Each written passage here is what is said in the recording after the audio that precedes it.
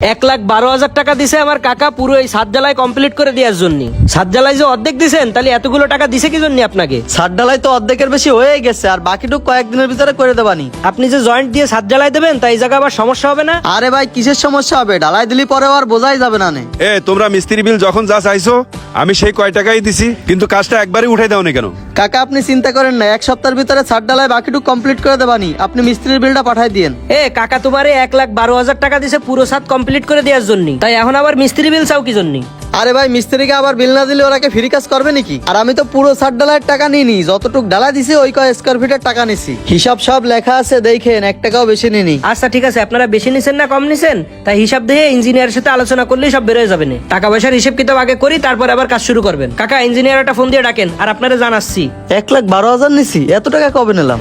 Engineer সাহেব, আপনি বাড়ির ডিজাইন করার পরে যেই মিস্ত্রি দিয়ে কাজ করাতে কইছেন, আমার কাকা কিন্তু সেই মিস্ত্রি দিয়েই কাজ করাচ্ছে। এখন এই হিসাবটা একটু দেখেন। 1,12,000 টাকা দিছে ছাদ ঢালাইয়ের মিস্ত্রি বিল, কিন্তু ছাদ পুরো ঢালাই না দিয়ে অর্ধেক ঢালাই দিছে। তাহলে এই কাজটা কি ঠিক করলো? কেন ঢালাই বাকি রাখবে কেন? ছাদ একবারে না করে জয়েন্ট করে করলে ওই ছাদ তো ভালো হবে না। এই জায়গা যেটা দেখলাম এখানে তো 1980 স্কয়ার ফিটের ঢালাই দিছে, তাই এতে আপনার কাছ থেকে 1,12,000 টাকা নেয় কিভাবে? ভাই মিস্ত্রিরা যখন যে বিল চাইছে আমি সেটাই দিয়ে দিছি। আমি তো বুঝতে পারিনি সে যে বেশি নেবে। আমি চাইছিলাম যে আমার বাড়ির কাজটা ভালো হোক, কিন্তু ও তো ছাদের ডালাইটাও ঠিক মতো করলো না। আচ্ছা কি কি করছে তা যায় দেখা লাগবে। আচ্ছা দেখেন, কিন্তু ওর কয় টাকা বিল হয়েছে আর কত বেশি নিছে একটু হিসাব করেন তো। এই জায়গা প্রায় 2,000 স্কয়ার ফিটের কাজ, তো এর বিল সর্বোচ্চ 74 থেকে 75,000 টাকা হইতে পারে, কিন্তু মিস্ত্রি 1,20,000 টাকা নেছে, এটা তো অনেক বেশি নিছে।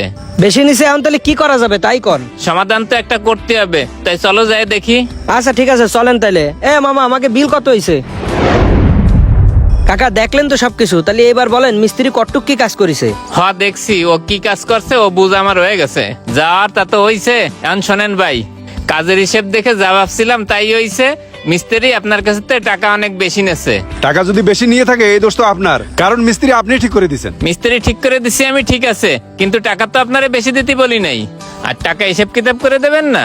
আরে কাকা কি অত হিসেব কিতাব করেছে নাকি? আর মিস্ত্রি যেহেতু আপনি ঠিক করে দিছেন, এই জন্য বিল যা চাইছে কাকা তাই দিছে। আরে আমারে বিশ্বাস করে ঠিক আছে, কিন্তু কাজ করাইতে গেলে টাকা পয়সা হিসেব করে দেওয়া উচিত। আচ্ছা যাই হোক, এখন ছাদ ঢালাইয়ের এই ব্যাপারে কি কোনো সমস্যা হবে? হ্যাঁ সমস্যা তো অবশ্যই হবে। একবারে একটা জিনিস করা আর জয়েন্ট দিয়ে করা, দুটের ভিতর তো ভিন্নতা আছে। এখন চলেন আমার সাথে, মিস্ত্রির সাথে সরাসরি কথা বলতেছি। ও কয় টাকা কি বেশি নেছে এই হিসেব কিতাব দিয়ে ওরে দিয়ে কাজ করাতে হবে। আচ্ছা বাতিজা শোনো, আমার তো অফিসে যাওয়া লাগবে, তাইলে তুমি ওনার সাথে যাইয়ে হিসাব নিকাশটা ভালোভাবে বুঝে নাও।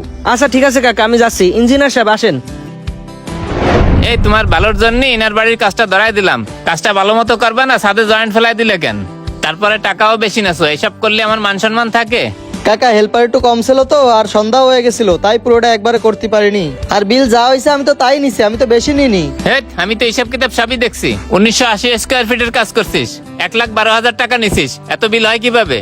কাকা আমার সমিতির কিস্তি ছিল তো, তাই টাকা মনে হয় বেশি নেওয়া হয়ে গেছে। সমস্যা না, আমি কাজ করে পোষায় দেবো অনেক। একটা বাড়ি করার প্রত্যেকটা মানুষের স্বপ্ন থাকে।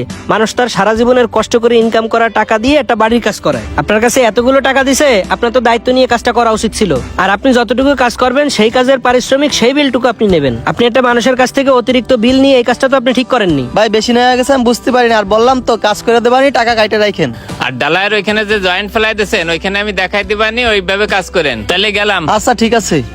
বাড়ির কাজ করানোর ক্ষেত্রে মিস্ত্রিদের সাথে এ ধরনের বিভিন্ন ঝামেলা হতে পারে, তাই প্রতিনিয়ত কাজ এবং লেনদেনের হিসাব সঠিকভাবেই রাখা উচিত।